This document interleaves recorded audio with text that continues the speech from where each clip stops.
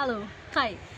আজকে আমরা জানবো পাবলিক স্পিকিং কিভাবে করতে হয়, পাবলিক স্পিকিংয়ে কিভাবে আপনাকে ইমপ্রুভ করতে হয়। আসলে পাবলিক স্পিকিংটা কি? পাবলিক মানে কিছু পরিচিত মানুষের সামনে বা কিছু অপরিচিত মানুষের সামনে, পাবলিকের সামনে দাঁড়িয়ে দাঁড়িয়ে কথা বলা। আমরা যেটা করব সেটা হচ্ছে কিভাবে আমরা এই জিনিসটাকে আরও অনেক বেশি ইম্প্যাক্টফুল করতে পারবো, সেই জিনিসটা শিখবো। দেয়ার আর সাম রুলস, কিছু রুলস আছে পাবলিক স্পিকিং করার জন্য।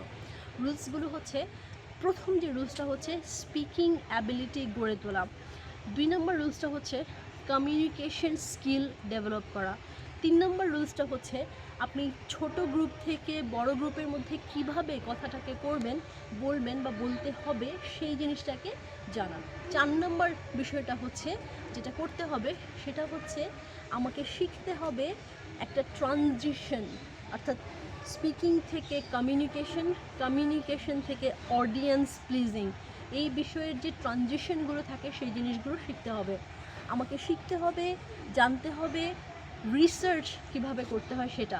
কারণ পাবলিক স্পিকিং আপনি যে কোনো বিষয়ে যে কোনো টাইমে যে কোনো জায়গায় করতে পারবেন না, সেটা একটা নির্দিষ্ট জায়গায় নির্দিষ্ট সময়ে নির্দিষ্ট কিছু ফ্রেমের মধ্যে করতে হবে। প্রথম কথা হচ্ছে যেটা আপনার এই স্পিকিং অ্যাবিলিটি গড়ে তোলা। স্পিকিং অ্যাবিলিটি গড়ে তোলার জন্য প্রথম যে কাজটা আপনাকে করতে হবে সেটা হচ্ছে সুন্দর করে কথা বলার প্র্যাকটিস করা। অর্থাৎ আমরা ইংলিশে বলি, বাংলায় বলি, যেভাবেই বলি না কেন, আমাদের কথার বাচনভঙ্গিটা সুন্দর হতে হবে, যেন সামনের জন যখন আমার কথাটা শুনছে সে যেন বুঝতে পারে, কম্প্রিহেন্ড করতে পারে, বা শুনে আমার কথাটা শ্রুতি মধুর মনে হয়। এটা তারপর হচ্ছে কমিউনিকেশন ডেভেলপ করা। আমি শুধু বললেই হবে না, সামনের জন অবশ্যই আমার কথাটা বুঝতে হবে।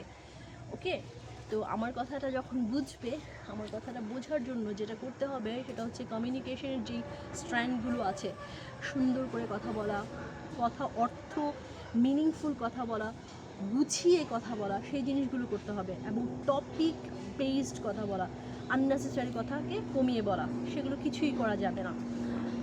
তারপরে হচ্ছে থার্ড যে স্টেপটা হচ্ছে সেটা হচ্ছে আপনার পাবলিককে চেনা। অর্থাৎ আপনি যখন একটা অডিয়েন্স বা গ্রুপের সামনে কথা বলবেন, সেই গ্রুপকে চেনা। গ্রুপকে না চিনে কোনো কথা বলা যায় না। পাবলিক স্পিকিং অবশ্যই সবসময়, এটা আমরা খেয়াল করেছি এবং আমরা খেয়াল করিও, এটা ইনস্ট্যান্ট হয় না। পাবলিক স্পিকিংটার জন্য আপনাকে প্রিপারেশন নিতে হবে। সেই প্রিপারেশনটা হচ্ছে আপনার গ্রুপকে জানতে হবে, আপনার অডিয়েন্সকে জানতে হবে, অবশ্যই জানতে হবে যে what are the audience they are for, অডিয়েন্সগুলো সেখানে কেন এসছে, স্পেসিফিক টপিকটা জানতে হবে, গ্রুপের সাইজ জানতে হবে, 5 জন, 2 জন, 1 জন, 3 জন, 10 জন, 30 জন, 500 জন, সব কিছুই জানতে হবে। তারপরে যেটা জানতে হবে সেটা হচ্ছে এই যে সবাইকে জানলাম, শুনলাম, আমার কথাটা তার কাছে পৌঁছাবে কিনা, ট্রানজিশনটা সুন্দর হচ্ছে কিনা। আমি এখন যখন ভিডিওটা করছি, ভিডিওটা কমপক্ষে 3 ফিট এপার্ট ওপার থেকে ভিডিওটা করা হচ্ছে, এবং আমার যতটুকু ধারণা হয় আপনি আমার কথা স্পষ্ট করেই বুঝতে পারছেন। কিভাবে স্পষ্ট করে বুঝতে পারছেন? প্রথম কথা হচ্ছে আমি খুব জোরে কথা বলছি, কিন্তু এটা এতটাই জোরে না যে আপনার কানে বাজছে, কিন্তু আপনি শুনতে পাচ্ছেন। সো এই যে ট্রানজিশন করা, আপনার ভয়েসটাকে অডিয়েন্সের কাছ পর্যন্ত পৌঁছে দেওয়া, সেই কনফিডেন্টটা নিজের মধ্যে নিয়ে আসা, এটা খুবই গুরুত্বপূর্ণ একটা জিনিস এবং এটা আপনাকে করতে হবে। তারপরে 5 নাম্বার যেটা হচ্ছে রিসার্চ করা, বা হচ্ছে একটা টপিক জেনে সেখানে বলা। এখন আমি যখনই একটা পাবলিক স্পিকিং করতে যাব, আপনাকে যখন ডাকা হবে বা আপনি যখন যাবেন, বিতর্ক করতে যান বা যে কোনো জায়গায়, আপনি অবশ্যই টপিকটা জানেন যে কোন বিষয়ে ঘটনাটা ঘটছে।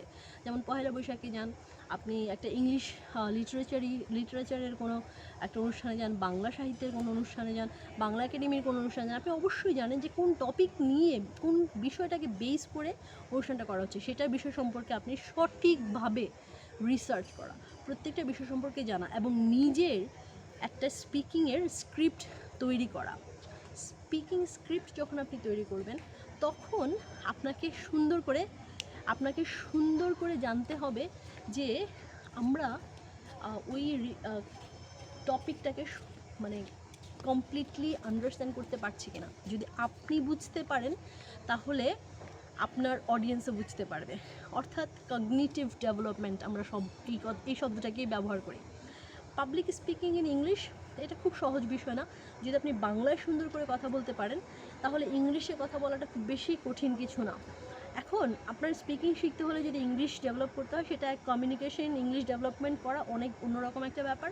বাট পাবলিক স্পিকিংয়ে আপনি যদি ইংলিশ মোটামুটি বলতে পারেন তাহলেই চলে, আপনাকে এর থেকে বেশি বলার কোনো দরকার নেই, ঠিক আছে? এবং আমি আশা করি যে আমার এই ভিডিওর পরে আপনার পাবলিক স্পিকিংয়ের যেই স্ট্র্যান্ডগুলো জানা দরকার আছে সব কিছু আপনি বুঝতে পারবেন। যদি কিছু বুঝতে না পারেন please comment, I will definitely share my other ideas. Thank you, take care.